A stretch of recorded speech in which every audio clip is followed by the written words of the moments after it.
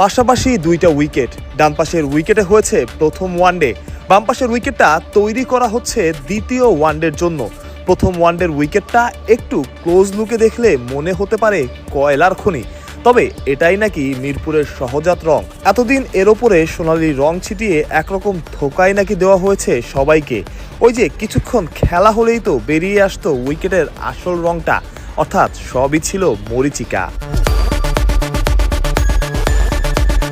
ঝুড়ি ভর্তি এই মাটিগুলোই ব্যবহার করা হয় উইকেট তৈরির জন্য। এবার যে উইকেটটা দেখছেন তা ব্যবহার করা হবে দ্বিতীয় ওয়ানডেতে। কি কিছুটা বেটার মনে হচ্ছে? উইকেটে কিছুটা সোনালি রং দেখা যাচ্ছে, সেটাও আসলে ওই ঘাসই, আর কিছুই না। দ্বিতীয় ওয়ানডের উইকেটেও খুব বেশি পরিবর্তন আসছে না নিশ্চিত। এমন উইকেট যা ঘুম থেকে উঠে দেখতে চাইবে না ওয়েস্ট ইন্ডিজ।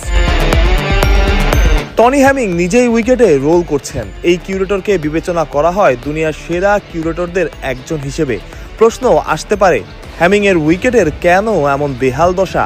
এই কিউরেটর অবশ্য আগেই বলে দিয়েছেন তিনি জাদুকর নন, রাতারাতি সবকিছু বদলে ফেলতে পারবেন না। তবে আপাতত মিরপুর ফিরছে তার আসল রঙে, যেমনটা দেখা যেত 2009-10 দিকে কিংবা তারও আগে।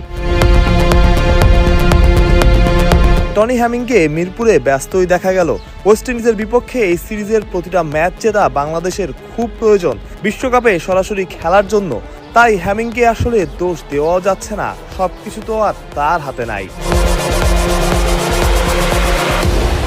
দুই পাশে দুই উইকেট, একটা নতুন একটা পুরাতন।